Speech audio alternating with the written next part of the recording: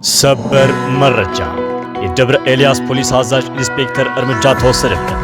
ኢንስፔክተሩ በአሁኑ ወቅት የምስራቅ ጎጃም ዞን የፖሊስ ደህንነት በመሆን ንጹሃን ህይወታቸው እንዲያልፍ ምክንያት ሆኖ ነበር ተብሏል።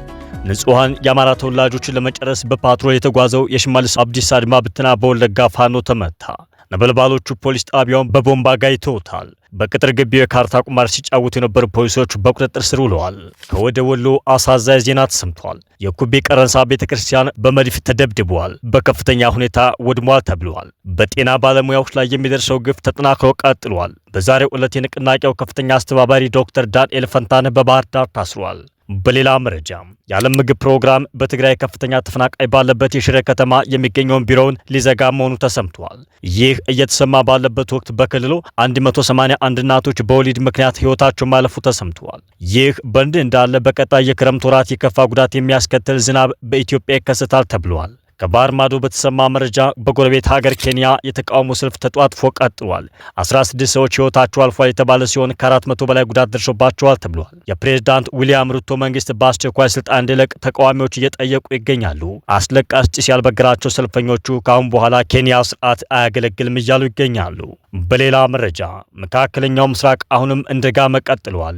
አያቶላህ አሊ ኮሚኒ በድጋሚ ብቅ ብለዋል። ጦርነቱ ካበቃ በኋላ ለመጀመሪያ ጊዜ በህዝብ ታይተዋል። አሊ ኮሚኒ ኢራን ዲፕሎማሲያዊ መንገድ የምትከተለው እስራኤል ጥቃት ካቆመች ብቻ ነው ብለዋል። አያቶላህ አሊ ኮሚኒ አክለውም አሜሪካ ኢራን ላይ ጥቃቷን ያቆመችው እስራኤል እየወደመች መሆኗን ከተረዳች በኋላ ነው ሲሉ አስገራሚ አስተያየት ሰጥተዋል። ውድ የቻናላችን ቤተሰቦች እንደምንውላችኋል።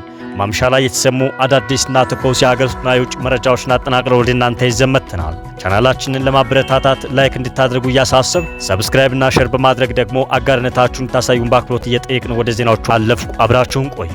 ባንዳው እርምጃ ተወሰደበት። ኢንስፔክተር ዘላለም ጥላሁን ብዙ ዓመታት የደብረ ኤልያስ ፖሊስ አዛዥ ሆኖ ወልዶ ያሳደገው ማህበረሰብ ሲያሰቃይና ሲያንገላታ ሲያዘርፍ የኖረ የአያሌ ንጹሃን ደምና እንባ ሲያፈስ የኖረ ለኦሮሞማ የብልጽግና ገዳይ ስርዓት ተገርዶ የወረዳውን ማህበረሰብ ሲያስለቅስ የነበረ አረመኔ ነበር ተብሏል። የክፋት ተልእኮ በዚህ ሳይወሰን ዓለም በቃይ ብለው ከጫካ የወደቁ የብሔረ ብፁዓን አጼ መልክዓ ሥላሴ አንድነት ገዳምን ያስወደመ መነኮሳቱንና ሕፃናቱን ያስፈጀ የሰይጣን ውላጅ ነበር ይባላል።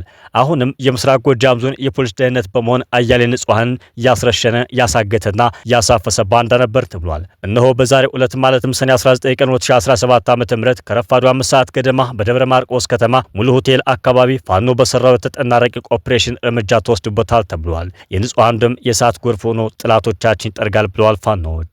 በተመሳሳይ ዜና ከወለጋ አዲስ መረጃ ተሰምቷል። 2 ፓትሮል አድማ ብተና የኦህዴድ ካድሬ በወለጋ ፋኖ ተመቷል። የወለጋ ፋኖ በዛሬው ዕለት ማለትም ሰኔ 19 ቀን 2017 ዓ.ም የሽመልስ አብዲሳን አድማ ብተና ኃይል በ2 ፓትሮል ካድሬዎችን አጅቦ ከጊዳ ወደ ነቀምቴ ሲሄድ ልዩ ቦታው እዲቾ ከሚባል ቦታ ላይ ከተርቦቹ ተመቷል ሲል ፋኖ ዲያቆን ክንዱ አስታውቋል። በተመሳሳይ የድል ዜና እነሆ ዛሬም እንደ ወትሮ ሁሉ ነበልባሎቹ የአገዛዙን ፖሊስ ጣቢያ በቦምብ ሲያጋዩት አምሽተዋል። ከትናንት ሰኔ 18 2017 ጀምሮ እስከ ዛሬ ሰኔ 19 2017 ዓ.ም አጥቢያ ጀግኖቹ የአማራ ፋኖ ብሔራዊ ኃይል አሳምነው እዝ ከሰም ክፍለ ጦር ነበልባል ብርጌድ ሻለቃ 3 ሻምበል 1 ጀግኖቹ ከቀጠናቸው ወደ ምንጃር ሸንኮራ ባልጭ ቀበሌ እንዳቦ ሸማኔ ተምዘግዝገው በመግባት የከተማ ዋና ፖሊስ ጣቢያው በመታታዊ ሁኔታ በመጠቃት እንደ ዘንዶ እየተሳቡ ከደረሱ በኋላ ቀጥታ በቅጥር ግቢ የካርታ ቁማር ሲጫወቱ የነበሩት የአገዛዙን ብራስ ጠባቂ በኤፍ1 ቦምብ ሲያቀምሳቸው አምሽቷል የተባለው ጀግና የነበልባል ሻለቃ 1 ቦምብ ወርዋሪ በጥላት ጩኸትና በቦምብ ፍንዳታ ድምፅ እንደ ክላሲካል እያዳመጥና እያጣጣመ ተምዘግዝጎ ሲወጣ ሌሎቹ አናብስት የሌላው ጠላት እገዛ እንዳይመጣ ሽፋን ለመስጠት ሲጠባበቁ የነበሩት በተፈቀደላቸው ደቂቃ ስራቸውን በተገቢ ፈጽመው ከየአቅጣጫው አፍትልከው በመውጣት ወደ ነጻ ቀጠናቸው ተመልሰዋል ተብሏል። በሰዓቱ ጠላትም ሙትና ቁስለኛውን ለማውጣት የፖሊስ ጣቢያው መብራት ማጥፋቱ የከተማው ነዋሪ አረጋግጧል። ይህ በእንዲህ እንዳለ አናብስቶቹ የነበልባል ብርጌድ ሻለቃ 1 በቅርብ ርቀት የምትገኘው አረርቲ ከተማ ላይ ሌላ ጀብድ ሲፈጽም አምሽተዋል።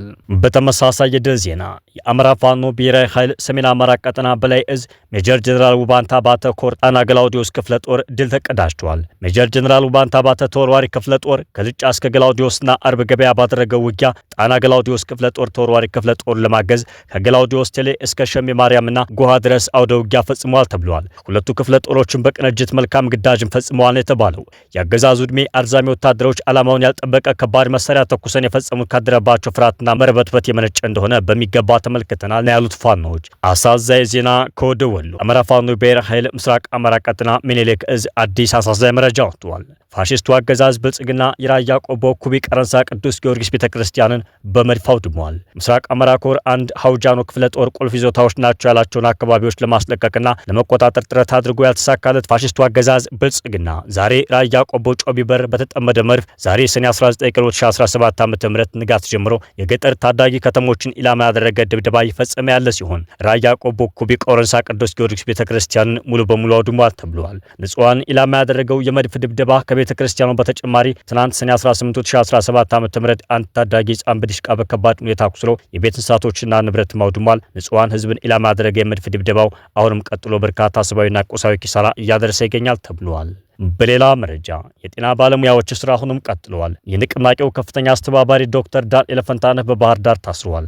የኢትዮጵያ ጤና ባለሙያዎች ንቅናቄ ከፍተኛ አስተባባሪ በባህር ዳር ዩኒቨርሲቲ በመጨረሻ ዓመት የማህጸንና ጽንስ ስፔሻሊስት ሬዚደንት ዶክተር ዳንኤል ፈንታነህ በአማራ ክልል ባህር ዳር ከተማ በቁጥጥር ስር መዋሉን ምንጮች አረጋግጠዋል። ለጉዳዩ ቅርበት ያላቸው አንድ ምንጭ ዶክተር ዳንኤል በባህር ዳር ከተማ 13ኛ ፖሊስ ጣቢያ በስር ላይ እንደሚገኝ ጠቅሰው ነገር ግን እዚህ ያሉ ሰዎች እንደነገሩን በማንኛውም ጊዜ ወደ አዲስ አበባ ሊወስዱት ይችላሉ ብለዋል። ዶክተር ዳንኤል በጤና ባለሙያዎችና በህብረተሰቡ ዘንድ ሰፊ ተቀባይነት ያገኘውን ዶክተር ደቦል የተሰኘ ፌስቡክ ገጽን በመጠቀም በጤና ባለሙያዎች ንቅናቄ ላይ ጉልህ ሚና ተጫውተዋል። የጤና ባለሙያዎች ጉዳይን በተመለከተ ሁማን ራይትስ ዎች ዛሬ ባወጣው መግለጫ የኢትዮጵያ መንግስት በቁልፍ የጤና ባለሙያዎች ማህበራት ላይ የጣለውን እገዳ በአስቸኳይ እንዲያነሳና ያልተፈቱ የጤና ባለሙያ ጥያቄዎችን እንዲፈታ ጠይቋል። የዓለም ምግብ ፕሮግራም በትግራይ ከፍተኛ ቁጥር ያለው ተፈናቃይ በሚገኝበት ሽሬ ከተማ የሚገኘውን ቢሮውን ሊዘጋ መሆኑን አስታውቋል። የመንግስታቱ ድርጅት የዓለም ምግብ ፕሮግራም በሰሜን ምዕራብ ትግራይ በምትገኘው የሽሬ ከተማ የሚገኘውን ቢሮውን በሰኔ ወር መጨረሻ እንደሚዘጋ አስታውቋል። የበጀት እጥረት አንዱ ምክንያት መሆኑን ገልጸዋል። የዓለም ምግብ ፕሮግራም የትግራይ አካባቢ ጽሕፈት ቤት ኃላፊ ሊቻዋን ቻቹዋ የሽሬ ጽሕፈት ቤታችን እየዘጋን ነው ሲሉ ገልጸው ነገር ግን የመቀሌ ቢሮዎችን በመጠቀም የክልሉን የሰሜን ምዕራብ ዞን ስራችን ማከናወን እንቀጥላለን ብለዋል። በፕሮግራሙ የሽሬ ቢሮ በሰኔ ወር መጨረሻ የመዝጋቱ ውሳኔ የተደረሰው በተያዘው ዓመት 2017 ዓ.ም መጀመሪያ ከኢትዮጵያ መንግስትና ከለጋሾች ጋር በመስማማት በትግራይ በአማራና አፋር የተካሄደውን የምግብ እርዳታ አቅርቦት በመንግስታዊ ያልሆኑ ድርጅቶች ጥምረት በኩል እንዲከወን መደረሱን ተከትሎ ነው ሲሉ የዓለም ምግብ ፕሮግራም ኢትዮጵያ ቃል አቀባይ ክሌር ኔቨል አስታውቀዋል። በቅርቡ ከሚዘጋው የዓለም ምግብ ፕሮግራም የሽሬ ቢሮ በተጨማሪ በሶማሌ ክልል ቀብሪ ዳህር የሚገኘውን ቢሮም እንደሚዘጋ አረጋግጠዋል። ይህ በእንዲህ እንዳለ ነው በትግራይ ክልል 181 እናቶች በወሊድና ተያያዥ ምክንያቶች ህይወታቸው ማለፉ የተነገረው። በአንጻሩ በአንድ የፊስቱላ ሕክምና ማዕከል ብቻ 93 የሚሆኑ እናቶችን በሕክምና ክትትል መዳናቸው ተገልጿል። በትግራይ ክልል በ2017 ዓ.ም ብቻ 181 እናቶች በወሊድና ተያያዥ ችግሮች ምክንያት ህይወታቸው ማለፉን የክልሉ ጤና ቢሮ እናቶችና ህጻናት ሕክምና ከፍተኛ ባለሙያ ታደሰ ገብረመድህን ተናግረዋል። ከነዚህ መካከል 44 የሚሆኑት እናቶች በጤና ተቋማት፣ 137 የሚሆኑት ደግሞ ጤና ተቋማት ሳይሄዱ ህይወታቸው ማለፉን አስታውቋል። እንዲሁም በዚሁ ዓመት በሐምሊን ፊስቱላ ሕክምና ማዕከል ታከመው ከፊስቱላ በሽታ ሙሉ በሙሉ የዳኑ እናቶች ቁጥር 93 መሆኑን አንስተው ታካሚዎቹ ወደ ህብረተሰቡ መቀላቀላቸውን ተናግረዋል። ፊስቱላ በትግራይ ክልል እየጨመረ መምጣቱን የተናገሩት ከፍተኛ ባለሙያው በጦርነቱ ሳቢያ በተፈጸመው ያስገድዶ መድፈር ምክንያት የፊስቱላ ታማሚ ሴቶች ቁጥር በከፍተኛ ደረጃ የጨመረ መሆኑን ጠቁመዋል። ፊስቱላ በሽታ የሚከሰተው በተለያዩ ምክንያቶች ቢሆንም አንዱና ዋነኛው በወሊድ ጊዜ በመሆኑ እናቶች ወደ ጤና ተቋማት በመሄድ መውለድ እንዳለባቸውም አሳስበዋል። የፊስቱላ በሽታ ለመቀነስና ለመከላከል ህብረተሰቡን ጨምሮ ለባለሙያዎች ስልጠናና የግንዛቤ ማስጨበጫ ትምህርት የክልሉ ጤና ቢሮ እየሰጠ እንደሆነም ጨምረው ተናግረዋል። ህብረተሰቡ በተለያዩ ምክንያቶች የፊስቱላ በሽታ ያለባቸውን ሴቶች የመንከባከብና የመደገፍ ባህሉን አጠናክሮ መቀጠል እንዳለበት የክልሉ ጤና ቢሮ የእናቶችና ህጻናት ህክምና ከፍተኛ ባለሙያ ታደሰ ገብረመድህን አሳስበዋል። በሌላ መረጃ በቀጣይ የክረምት ወራት የከፋ ጉዳት ሊያስከትል የሚችል የዝናብ ሁኔታ በሀገሪቱ የምስራቅ አካባቢዎች እንደሚጠበቅ ተገለጸ። በሀገሪቱ የምስራቅ አካባቢዎች በተያዘው የክረምት ወቅት ቀጣይ ወራት የከፋ ጉዳት ሊያስከትል የሚችል የዝናብ ሁኔታ እንደሚጠበቅ የብሔራዊ ሜትሮሎጂ ኢንስቲትዩት አስታውቋል።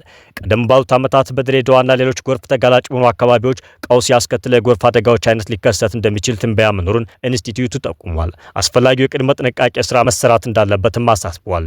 የዘንድሮው ክረምት ከፍተኛ የዝናብ ሁኔታና በጎርፍ አደጋ ሳቢያ ከፍተኛ ቀውስ የተመዘገበባቸው እንደ ኢትዮጵያ አቆጣጠር በ1998ና 2010 ዓ.ም የነበሩትን ጊዜያት ይመስላል ተብሎ ይጠበቃል ሲሉ በኢንስቲትዩቱ የሶማሌ ክልልና ጎራባች አካባቢዎች የሜትሮሎጂ ትንበያና ቅድመ ማስጠንቀቂያ ዴስክ መሪ አቶ አሸናፊ መሆነ መናገራቸውን ተዘግቧል። ዘግቧል።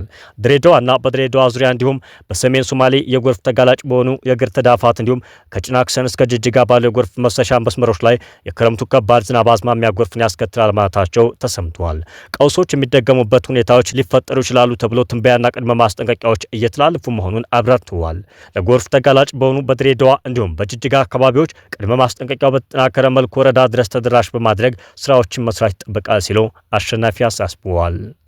ከባህር ማዶ በተገኘ መረጃ በኬንያ ለተቃውሞ አደባባይ የወጡ ከፖሊስ ጋር ተጋጭተው ቢያንስ 16 ሰዎች ሲገደሉ በመቶዎች የሚቆጠሩ ቆስለዋል። በኬንያ የፕሬዝዳንት ዊሊያም ሩቶ መንግስትን በመቃወም በሺዎች የሚቆጠሩ ሰዎች አደባባይ ወጥተው በተቀሰቀሰ ግጭት በትንሹ 16 ሰዎች ሲገደሉ 400 ሰዎች ደግሞ መቁሰላቸው ተሰምተዋል። እንደ አውሮፓውያን አቆጣጠር በ2024 በሀገሪቱ የተቀሰቀሰውን ትልቅ ጸረ መንግስት ተቃውሞ አንደኛ ዓመት ለማሰብ በናይሮቢና ሌሎች ከተሞች አደባባይ የወጡ ሰልፈኞች ከፖሊስ ጋር ተጋጭተዋል። አብዛኛዎቹ ሰልፈኞች ሩቶ መውረድ አለበት እያሉ መፈክር በማሰማትና ሰላማዊ መሆናቸውን ለመግለጽ የዛፍ ስንጣፍ እያውለበለቡ አደባባይ ወጥተዋል። መንግስት መገናኛ ብዙሃን የተቃውሞ ሰልፎችን በቀጥታ ቴሌቪዥንና ሬዲዮ ስርጭት እንዳያስተላልፉ የከለከለ ቢሆንም ነገር ግን ክልከላው በዋና ከተማዋ ናይሮቢ በሚገኘው ከፍተኛ ፍርድ ቤት ተሽሯል። ሩቶ ተቃዋሚዎቹ ወደ ፕሬዝዳንት መኖሪያ ቤት እየተጠጉ ሲመጡ ሰላምና መረጋጋት እንዳይደፈርስ አሳስበዋል። ፖሊስ ተቃዋሚ ሰልፈኞቹ ወደ ፕሬዝዳንት መኖሪያ ቤት እንዳይጠጉ ተከላክሏል።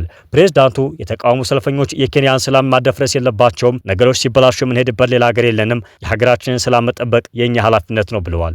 ፕሬዝዳንት ሩቶ ይህን ያሉት በባህር ዳርቻዋ ከተማ ኪሊፊ እየተካሄደ በነበረ የቀብር ስነ ስርዓት ላይ ነው።